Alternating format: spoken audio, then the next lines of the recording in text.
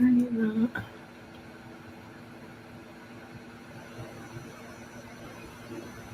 There we go. Oh, I forgot my water. Oh well. Hey everybody. It is Tuesday evening. I hope everybody's doing well. I'm Carol Williams. I'm an immigration attorney.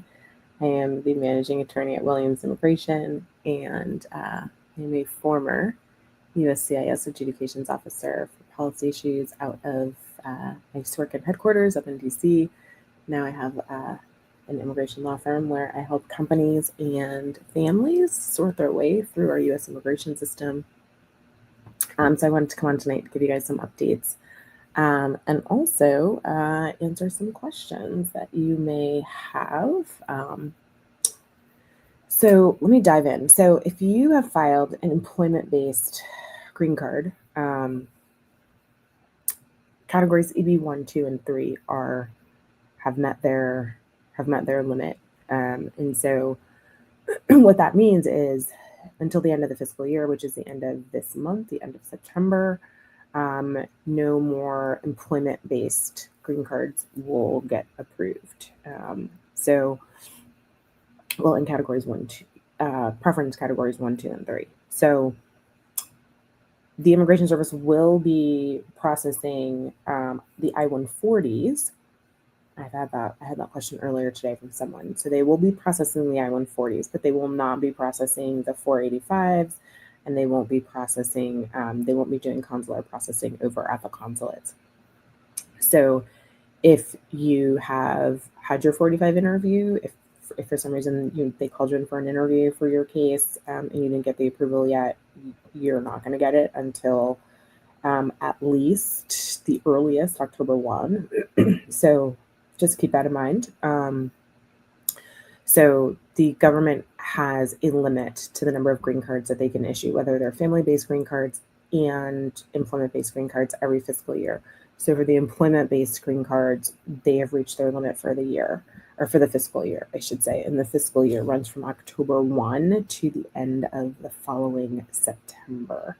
So it's a good thing that they have actually reached all the numbers. It means that it means that they have approved all that they could, which is great. Good that this happens in September. Although I was chatting with a friend of mine who also is a great immigration lawyer. We both do a lot of employment-based work, and neither of us can remember a time when EB1, 2, and 3 had met their limit for one fiscal year. So I thought maybe it was just me, but apparently not. So there's that. So keep that in mind. But again, those approvals will start flowing again in October. In fact, the October visa bulletin has already been released.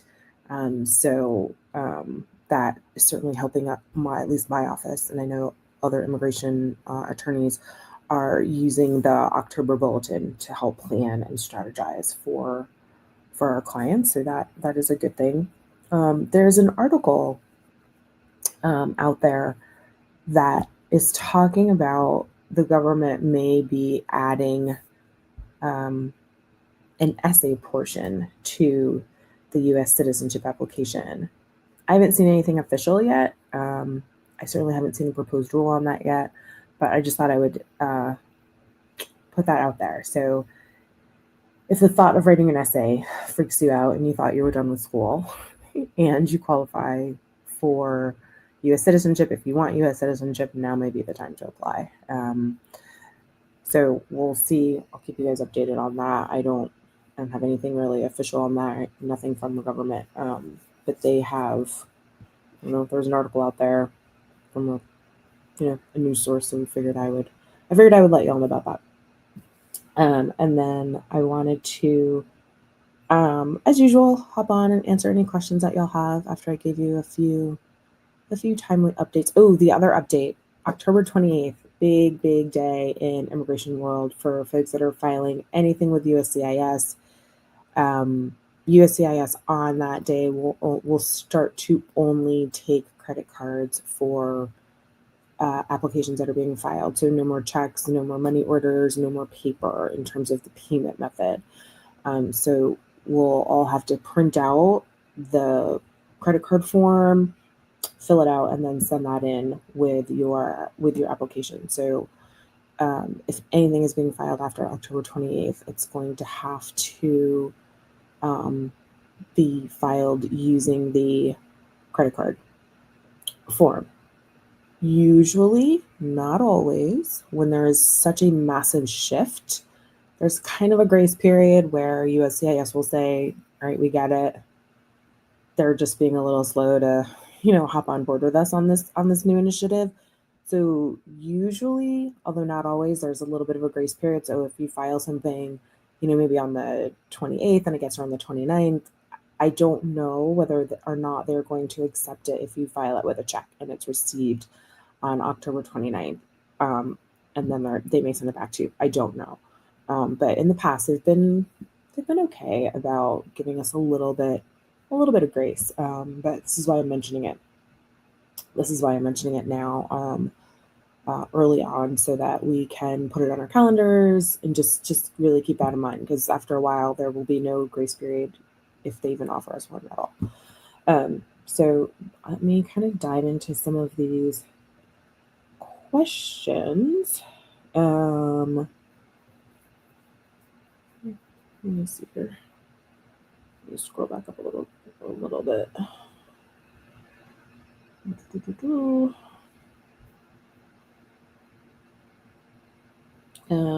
Hello, Mickey Mouse. How are you? I love your name. I love the name of your handle that you chose. Let's see what we got here.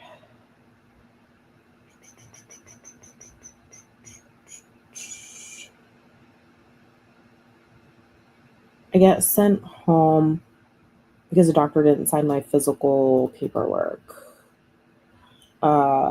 Sent home, I'm assuming from maybe the consulate or USCIS. When you got sent home, did they give you paperwork? Did they give you a notice that said to bring it back to resubmit?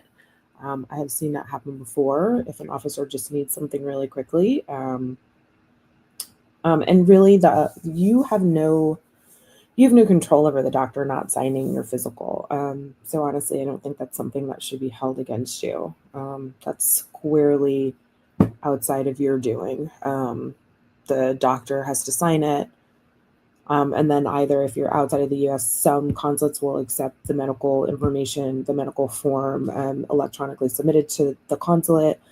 Otherwise, it gets put into an envelope, sealed, and then given to you and sent over. So you have no control over whether or not the doctor signs it. So hopefully, the officer gave you an opportunity, or will give you an opportunity to resubmit that, bring it back to the doctor, have the doctor submit it, or again, if you're outside the country, at a consulate that accepts the medical electronically. The officer will most likely reach out to the doctor's office and say, hey, can you sign this, and resubmit it to us. So hopefully that doesn't hold up your case too long.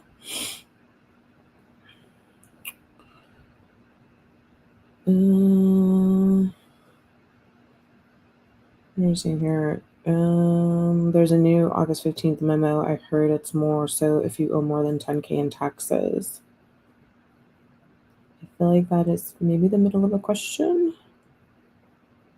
Maybe that's in relationship to a citizenship question. Owing taxes comes up a lot when it comes to citizenship questions and good moral character. So generally, the Immigration Service likes to see that you do not owe any back taxes. But if you do, they want to see that you have a payment plan set up and that you've been abiding by the payment plan, right? So the theory being that if you are not in good standing with one federal agency, another federal agency is not going to give you a big benefit, like citizenship.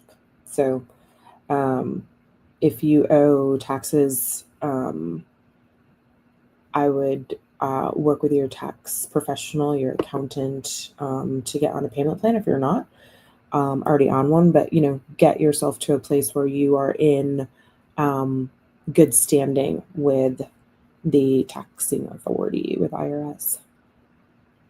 How long will it take to reschedule my interview? That will really depend on what kind of case you have and really primarily the workload of the office, whether it's a consulate or whether it's a local office here in the US. That will almost 100% really depend on that office and the workload that they currently have. I tell folks all the time, try to avoid having to reschedule your interview. Of course, things come up that we cannot control. But I always say if it's, like you sometimes you have to make some life decisions and cancel other things or not attend other things. But I always tell people, if at all possible, really try to go to your interview. But how long it takes them to reschedule will really depend on the office that has your case, and also what kind of case it is. I've not received my EAD receipt for VAWA application for almost a year. My office doesn't. My office doesn't handle VAWA. I have heard that VAWA receipts take a while. I don't know about the EAD receipt though specifically. So I would ask someone that handles VAWA cases all day, every day. That is just not me. Your interview's in 2 weeks for your N400. Definitely keep us updated. Good luck. That is exciting. I like that.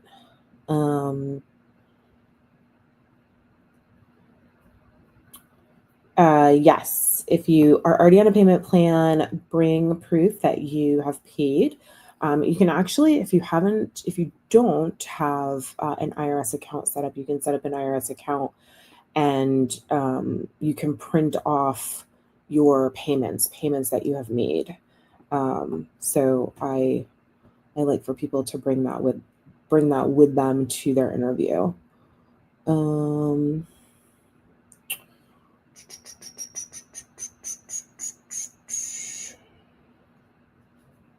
Let me see here. Let me see here.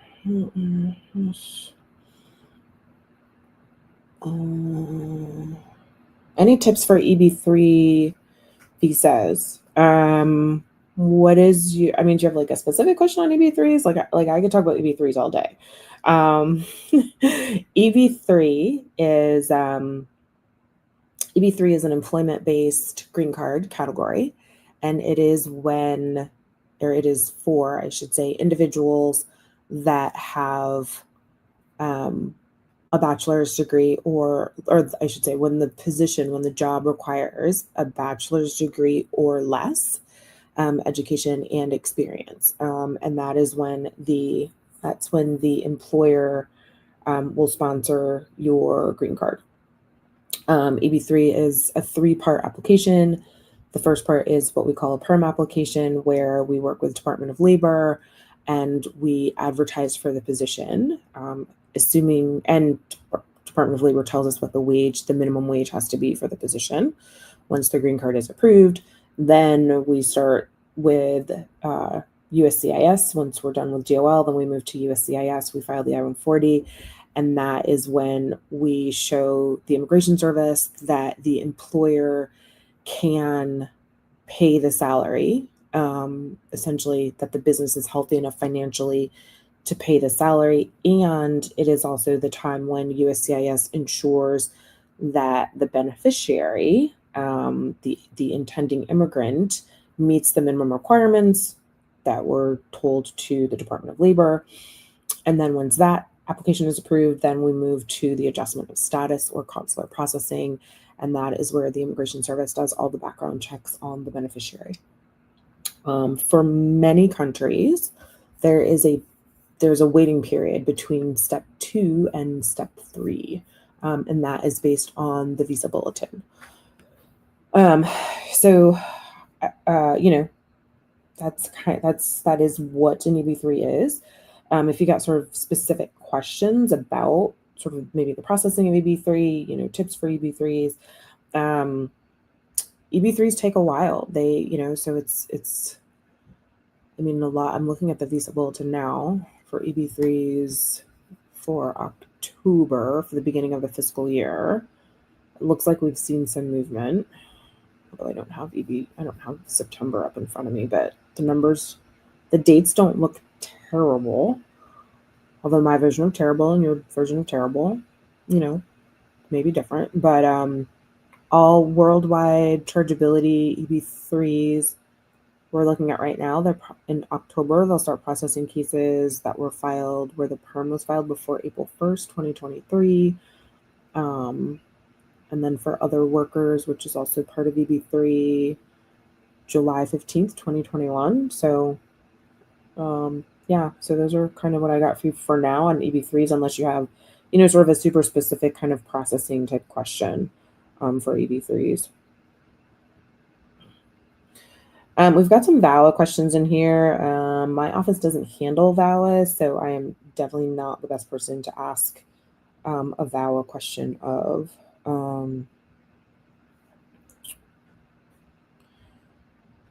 Time frames for EB3.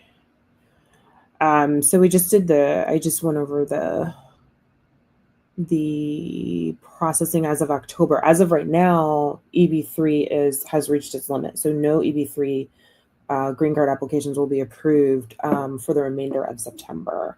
So that's important to know, regardless of where you are in your process. But that only applies to the adjustment of status and the last phase in consular processing if you're outside of the U.S. Depending on where you're from, worldwide chargeability. So all countries except for China, India, Mexico, and the Philippines, all other countries, as of October 1, if your perm was filed before April 1st, 2023, it will be eligible for processing by the Immigration Service.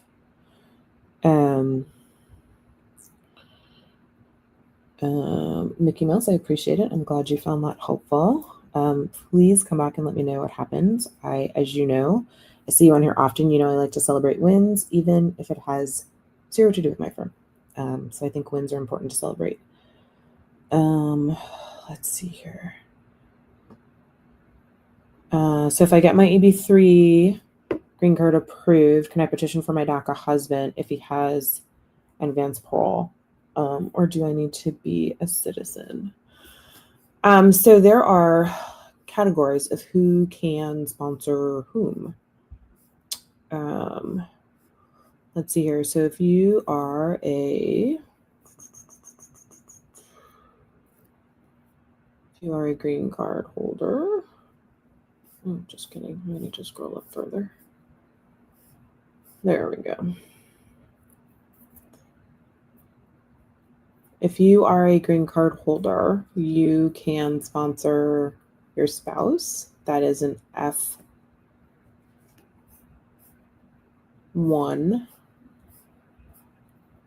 Right, sons and daughters, spouses and children, unmarried sons and daughters of permanent residents. Yep, that puts you under the F1 category. F1 applications are for individuals that are not from mainland China, India, Mexico, and the Philippines. As of October 1, they will be processing cases that were filed before November 8th, 2016. Those are backlogged. I didn't realize those were so backlogged. So the question is really, should you? And so since I don't know your entire history, but I would say that category is so incredibly backlogged right now. Like they're processing cases that were filed before 2016. We're now at 2025. So if there is another way for your spouse to get sponsored, that would be better, honestly. If you were a citizen, once you get your green card, once you get U.S. citizenship, that would be, honestly, given the F1 processing time, it's probably going to be quicker for someone in your position to wait until you get your citizenship, apply for citizenship in 5 years, and then sponsor a spouse. But if your spouse has DACA, there's some other underlying things that would need to be figured out. So what I would do is, I think it's great that you're thinking ahead on this. I would speak to whomever is doing your EB3, and have a conversation with them so that you can chart out the process for your spouse as well. So that is sometimes what I like to do with folks, is really kind of figure out what the long term looks like for them, even though we may only be on the beginning part of their employment based case.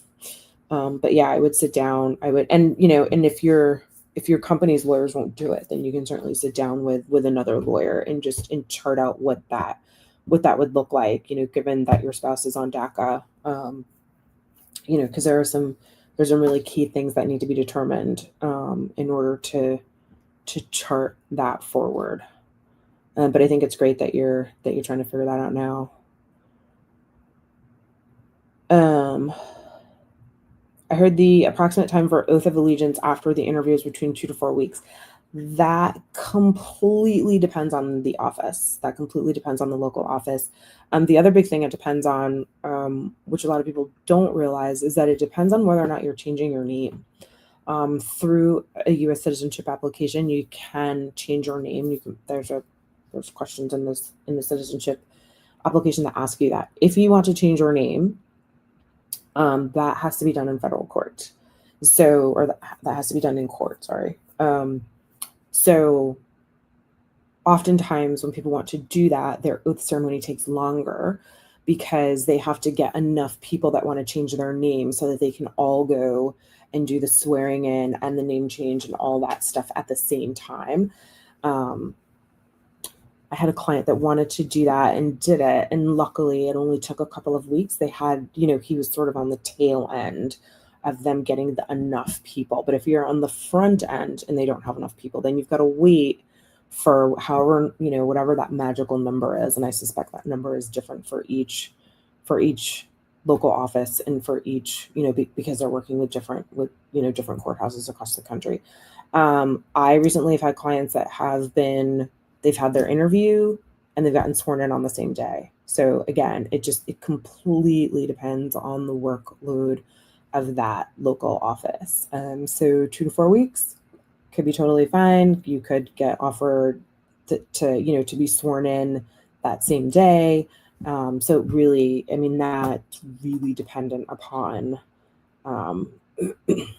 the local office. If miscommunication happens in citizenship interviews, what is next?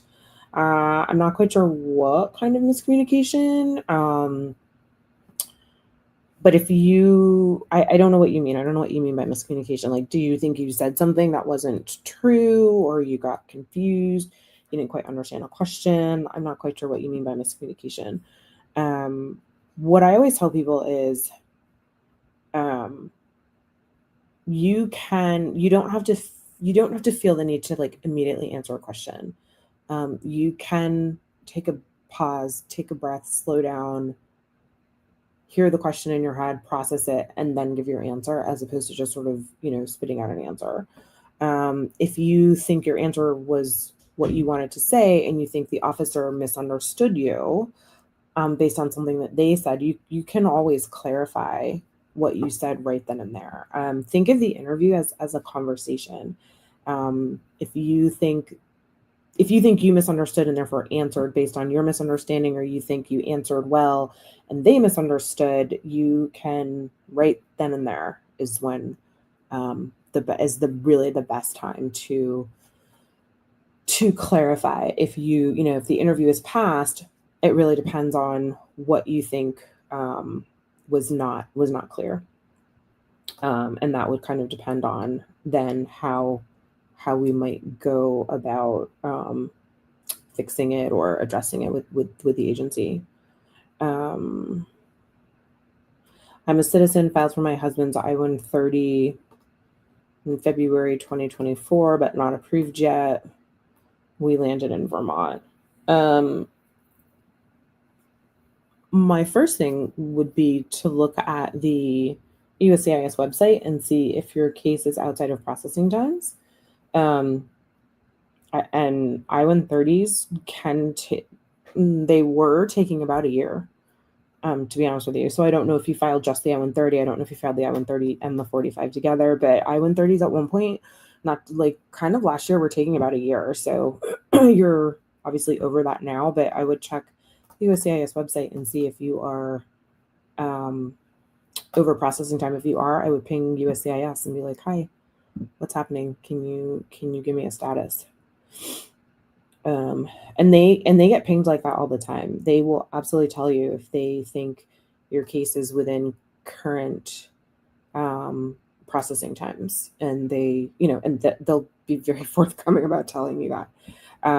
If it's outside of processing times, they will also tell you that.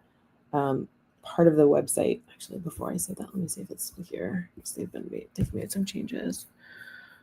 But they used to, they used to have, maybe they got rid of it.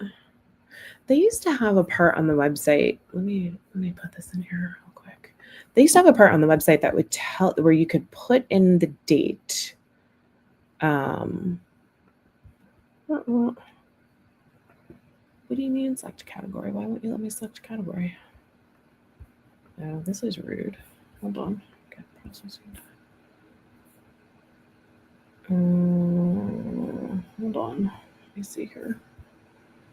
There used to be a part on the USCIS website where they would tell you by what date you could put in a request for a specific application type. Here we go. Let me see here.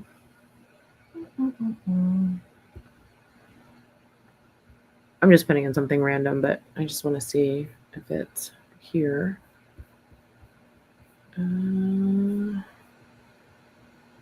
Yes, it's still here. So if you go into the USCIS website and you go to the processing times part, you'll see 3 drop-down menus. One will say form, one will say form category, the other one will say field office or service center. And then you click get processing times, you click that, and it will give you processing times. But then if you scroll all the way down, and first of all, that seems a little odd. But so once they spit out a processing time at you, if you scroll further down, there's a section that says, when can I ask about my case? And that's when you enter your receipt date that's on your receipt notice, and you'll then click a get inquiry date, and it'll give you the date by which they would like you to know earlier than that specific date. Ask them what's going on with your case. Do I always follow that date? No. Is that date helpful? Yes, that date is very helpful. But I understand that, people want answers before that date, right? So I'm not saying you can certainly shoot a request over to them, but just don't be surprised if they say, you're well within our processing times. And so according to them, they don't feel like they're actually behind in your case, because the processing times that they list they tell us that's what roughly 80% of the cases are taking to process with the same type of case. So some cases are going to be quicker, some cases are going to be slower. That is just the nature of the beast.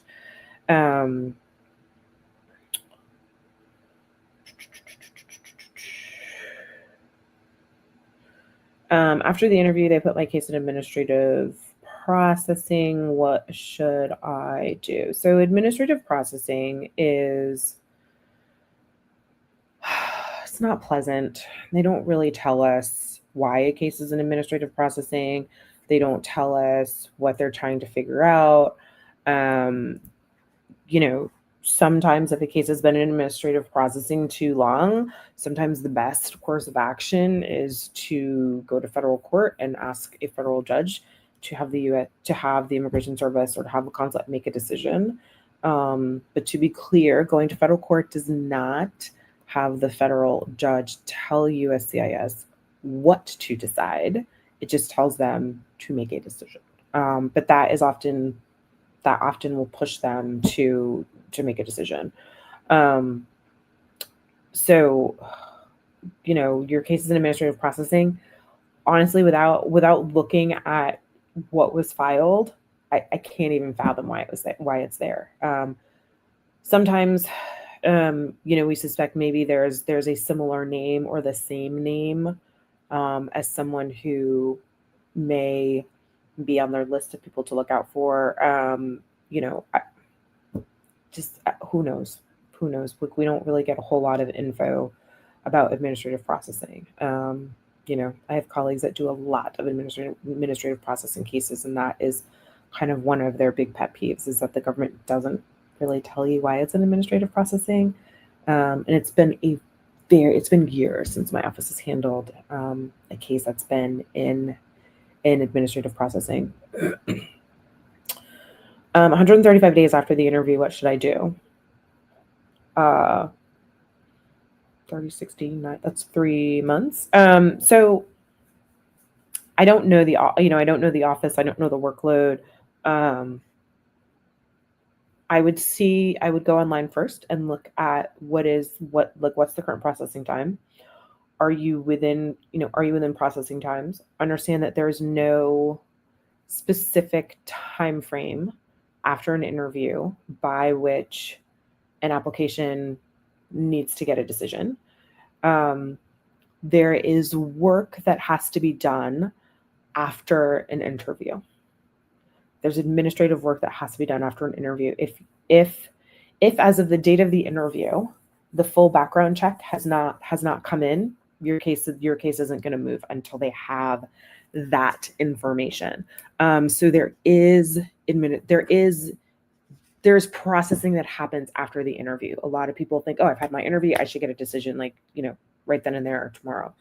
And that's just not the case. There could be processes and procedures within an office whereby the case, once the officer that interviews you is done with it, then it goes to somebody else's desk.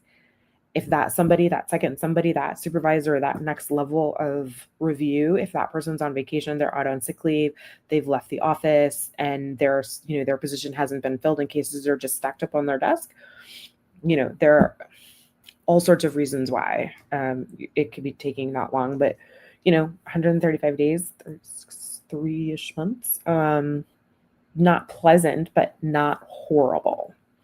Not pleasant, but not horrible. I might ping them and see, what's going on. But I'm really only going to ping them if I think, if I know that there's nothing going on in the case, if I know that there's nothing that they have to sort of sort through. So yeah, it may not be ideal. We're not very patient. I get that. I am not the most patient person. But without sort of knowing all the things that were involved in your case, I can't say that I think 135 days is a horrible time.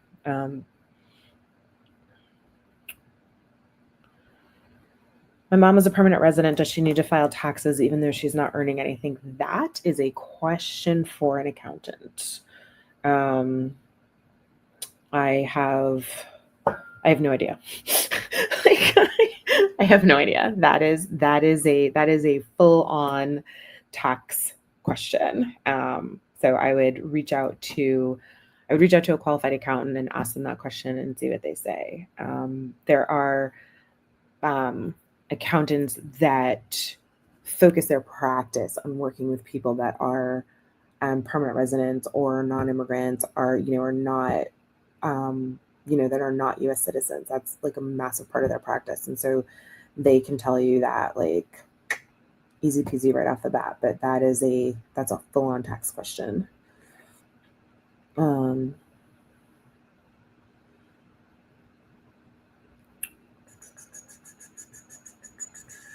on, I'm scrolling. Lots of employment-based questions. Hold on one second now before I get down there.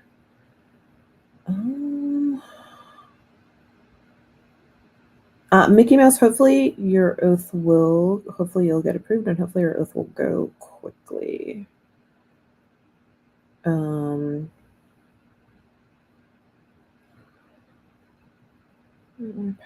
that. I can't think. It's telling me 17 months, but we've passed that, but I can't make my request. I can't make a request until October 29th.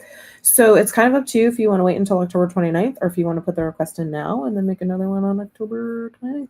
It's totally up to you. And some of these questions, right? Like some of these questions for my clients, it becomes a strategy, right? So we try to find a middle ground, and trying to push but not too much so that we get what we want at the end. Let's see here. There was a typo on my work permit. My middle name was repeated twice. You can reach out to USCIS and see if they will send you a new card that has your name printed correctly. My fiance filed for a B1, B2, and at that time he was legally married but separated. He put single. That is probably going to cause some problems when they do his background checks. And it may lead to them not approving the visa. If they do approve the visa, things like saying that you are single when you are in fact legally married could come back to be an issue to impact a green card application. The Immigration Service in the U.S. Let's say we're years down the line. He's in the U.S. He's applying for a green card. The Immigration Service has the capability, and they use the capability of going back and pulling prior visa applications to see what was said on those applications. And so he should be prepared to explain what happened there, because the Immigration Service could very much think that he was not honest during his application. Now, at this point, that the green card application might be years later, but they have the capability of pulling those applications. So let's see. Could listing single when you were married be an issue for a K-1 application? Yes, it could be, but you need to, or he needs to be able to explain what happened.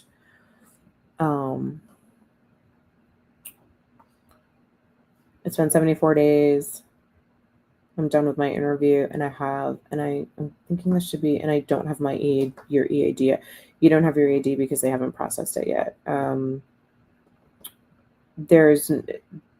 So the EADs, and I'm assuming we're playing for a green card here, right? Your EADs and your permanent resident applications are processed at different times.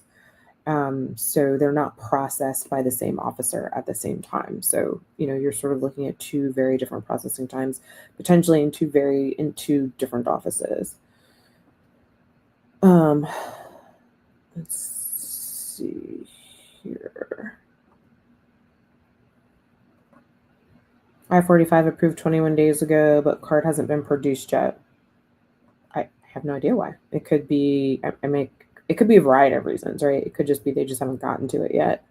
But yeah, EADs have been taking much longer than most people would appreciate since COVID, to be honest. So yeah, I have no idea. Like I haven't seen anything come out from CIS about it.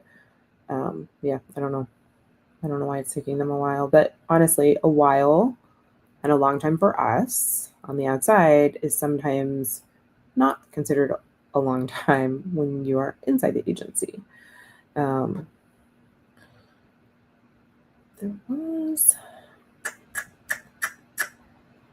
was an employment-based question that I saw that I wanted to address because I thought it was good, but now I can't remember the whole question. So let me kind of scroll back up, see if I can find it. I don't know.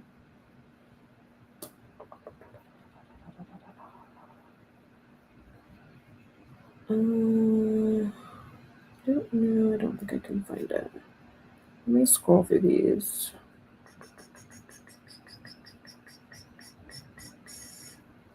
All right, I can't find it. That was a good question too, but I also can't quite remember it.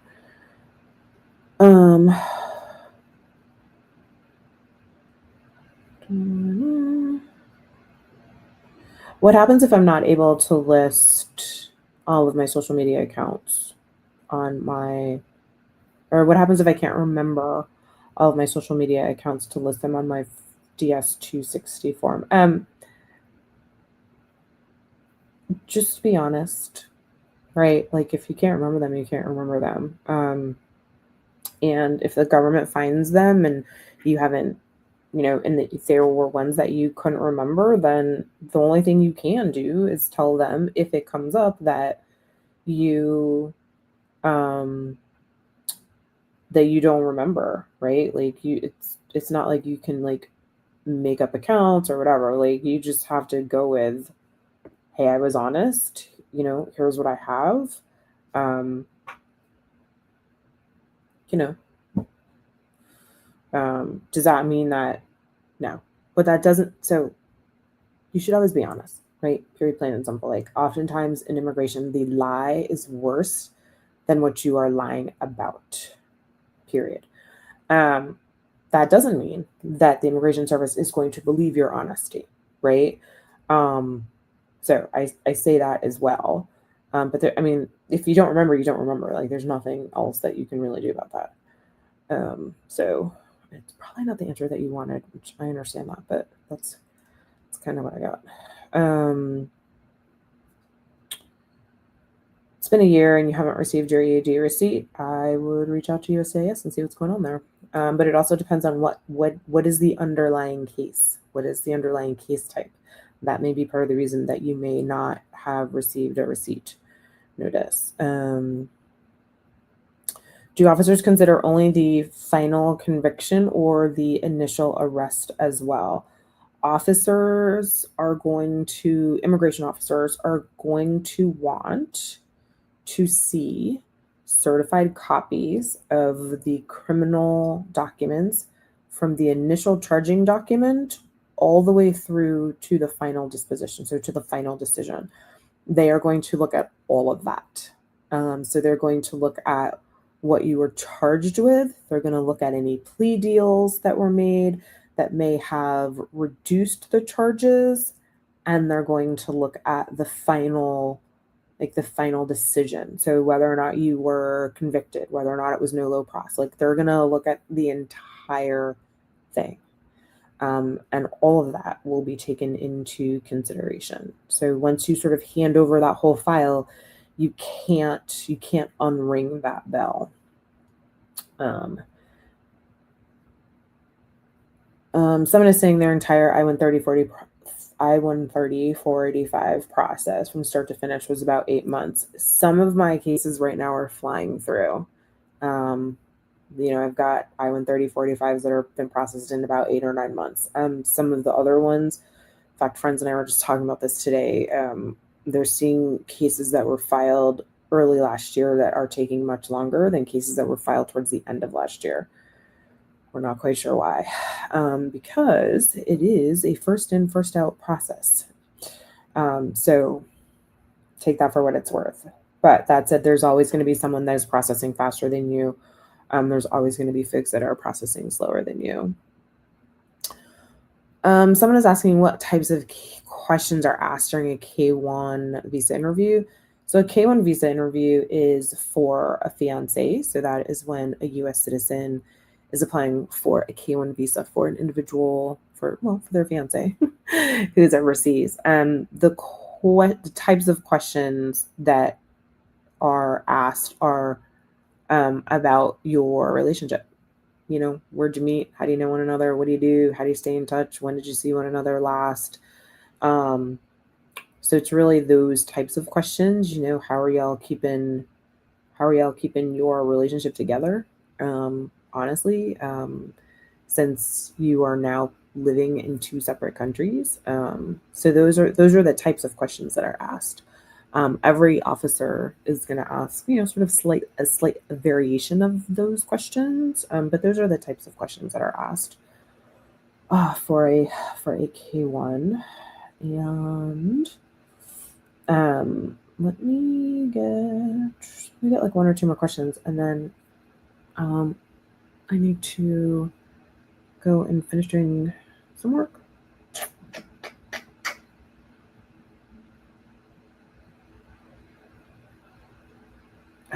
me see here. Did my AWS interview, and it's been 60 days and no decision on my I-130-45. Any concerns?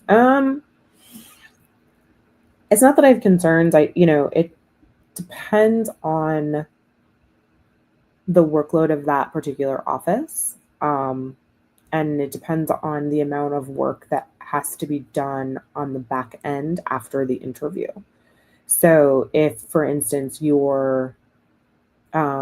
if they saw something in your medical that they need to go over, if they saw something in your background check, in your criminal background check, that they need to go over some more, it could just take longer.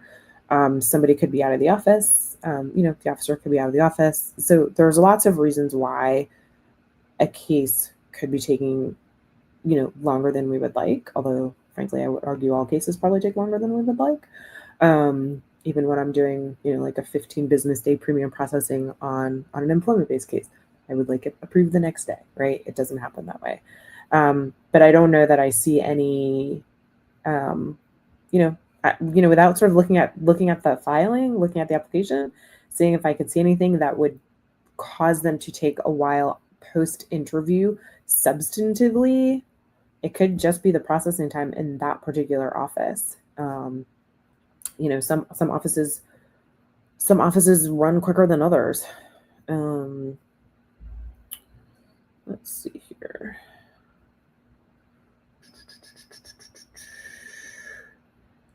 I think those are, I don't see any new questions, y'all. So this has been fun, as always. Hold on, something just came in.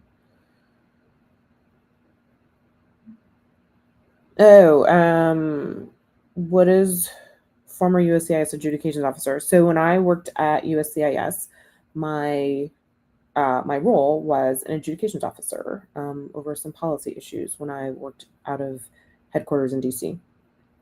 So that is what it means when it says former, meaning I do not work there now. Former USCIS Adjudications Officer. That was my official kind of work title. So yeah, I worked there for a while and had a great time. Worked with some amazing people. And so we worked really hard. So, all right, well, we will end that. That will be my last question. Someone has said they have sent me a message. I will look at that.